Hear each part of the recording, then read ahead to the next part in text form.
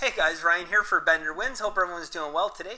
Here with our daily free picks. So I have 5 picks for you guys today. 3 of our basketball super system picks, and just couple quick things before I get into it.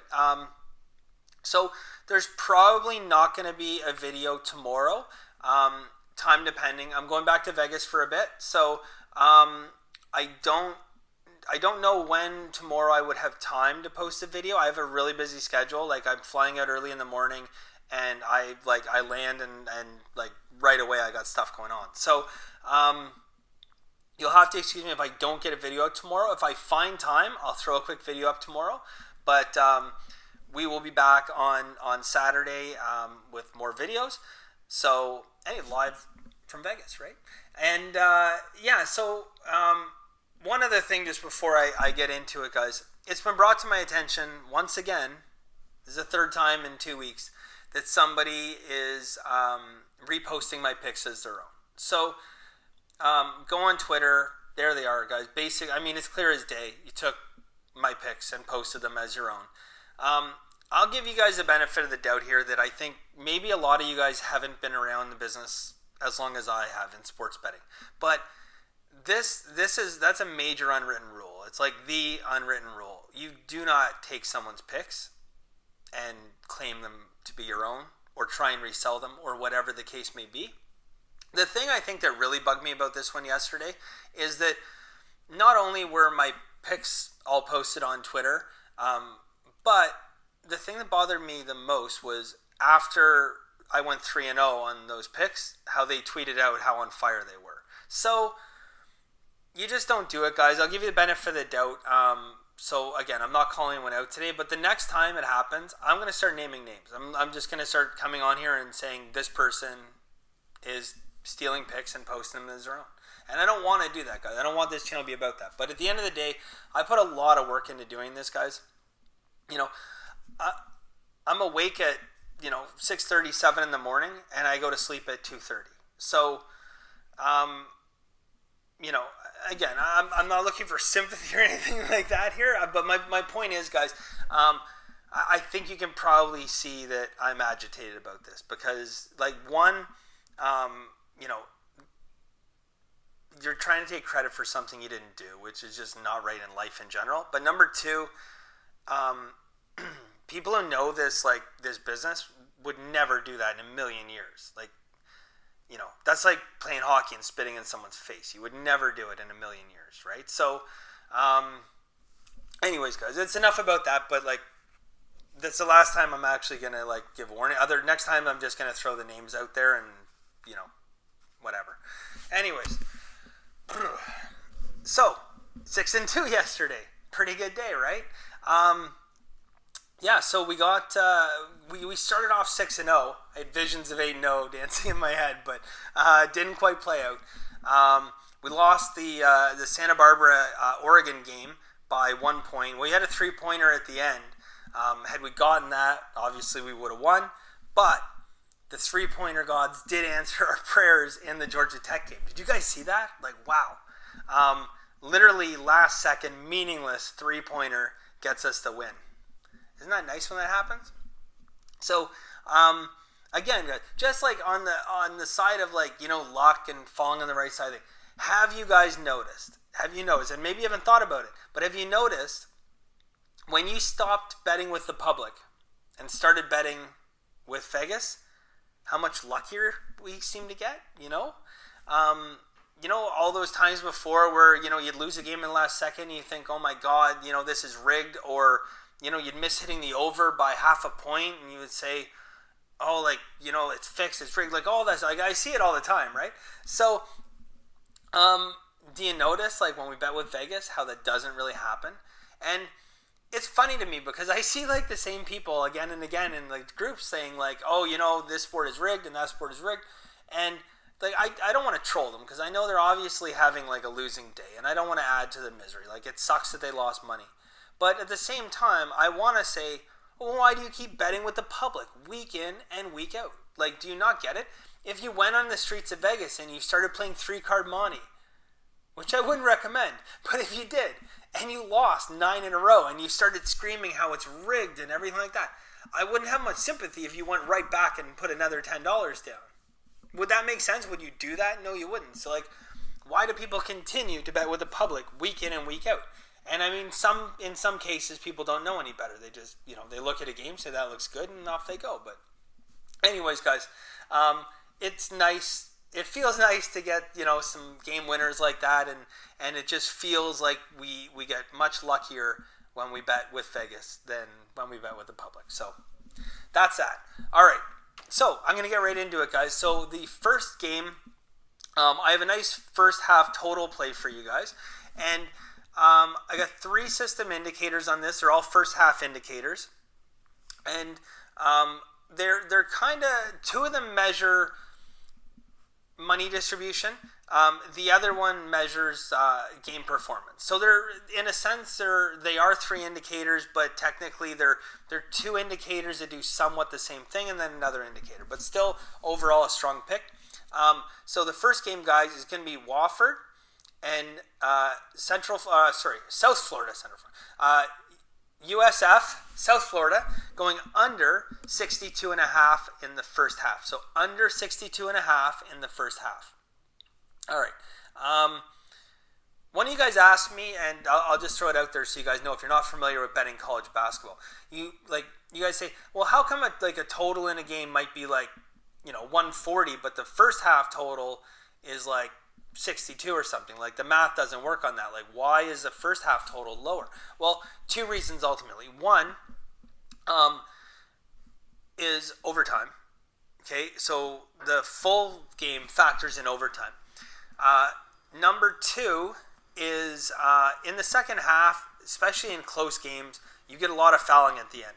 Even in college basketball, even not in close games, like 12, 13-point games, teams are still fouling back and forth. Well, you can look at our game the other day where there was 14 points scored in the last minute. So that's a lot of that discrepancy. And then some schools do open it up defensively. Like, if you watched the opening play of a game and you see the stellar defense that's going on in college, then watch a play 10 minutes into the second half and the defense is not on the same level. So anyways, that's just explaining that to you guys. So, but anyways, we're taking Wofford and University of South Florida going under 62.5. All right, on to the basketball super system plays. I'm just going to call it the super system for now until we figure out something better. All right, first off, guys, we're going to go South Dakota and Arizona. We're going under 145. Under 145, South Dakota, Arizona. Then we have California, Duke. So we're going California and Duke under 136.5. So California, Duke under 136.5. There's a few 137s kicking around out there, but not as many as there was. There was more, but there's only a few. And last game on that, guys, we have Youngstown and Akron. Youngstown and Akron. You can find this at a lot of places at 132.5. We're going to take the under at 132 because it seems like the majority now, and I go off 5 Dimes Pinnacle, is 132. So that's what we're going to do. But shop around if you have some books, guys, because you get 132.5. You want these half points are value, right? So don't be lazy. If you have multiple books, don't be lazy. Do the research. Quick recap there, guys. So Youngstown State, Akron going under 132. California, Duke going under 136.5. And South Dakota, Arizona going under 145. All right. Now, on to NFL football. So, tonight, NFL football, guys, we got a matchup. We have Indy playing Houston in Houston. So, first look at this game. Absolutely love Houston.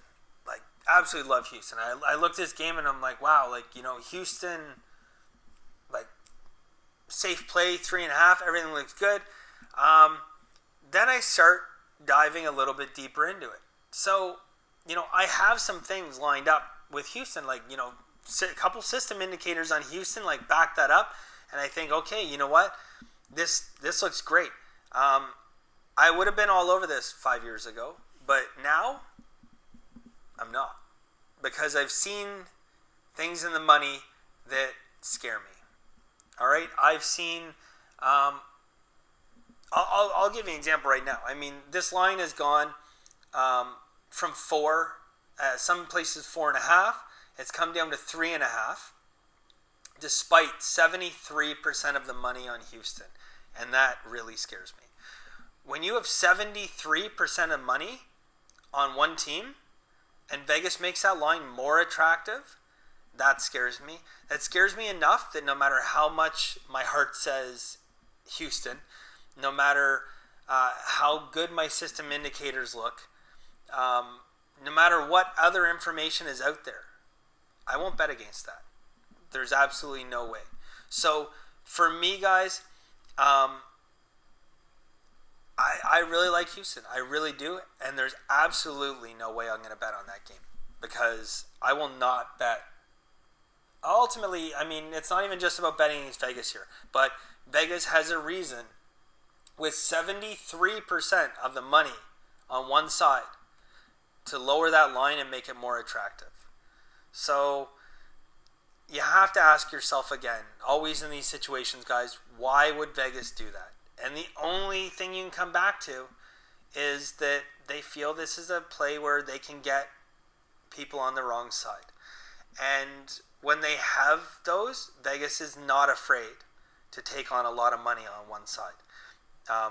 They did it. They did in the Super Bowl last year. They ended up losing, but they weren't afraid to take a ton of money as long as there's value there. Because what Vegas knows, guys, is in the long term, if they see value on one side, they're going to make a lot of money. I don't know what they see in this game, but I'm not going to bet against them. So that brings us to, I bet maybe a quarter of you, maybe more, already got this play, because I've been over before, guys.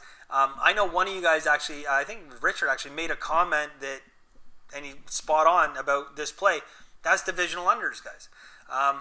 We went to 2 wins last week and a push, and it's divisional unders. So this is, again, divisional play. Week 11 or later, when the total's between 44.5 and 60, we take the under. We win 62.3% of the time. So that's what we have today. That's our pick. Nothing on the game. This is an easy pick. We love the money distribution. So we'd like a little bit of a wider spread.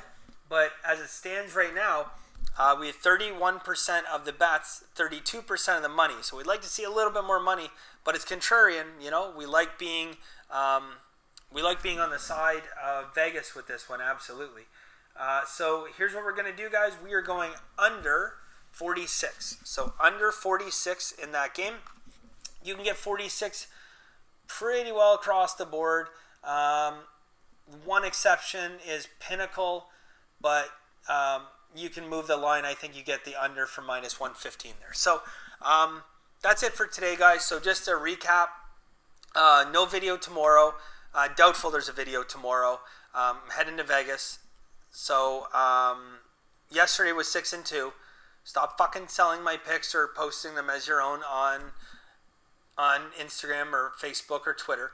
5 picks for you today. That's pretty much it. So yeah, it for today, guys. So again, I will try my very best to if I can post a video tomorrow, if I have an opportunity. I just know, like, my schedule from the time I land, like, I'm in a rush from the moment I land. So don't know what I'm going to be able to do tomorrow. But yeah, definitely have some stuff throughout the course of the week. And I'll be back Saturday for sure with some picks for you guys. And that's it. So as always, guys, have a very lucky day. Sorry for the rants today, but got to do it. Talk to you guys later.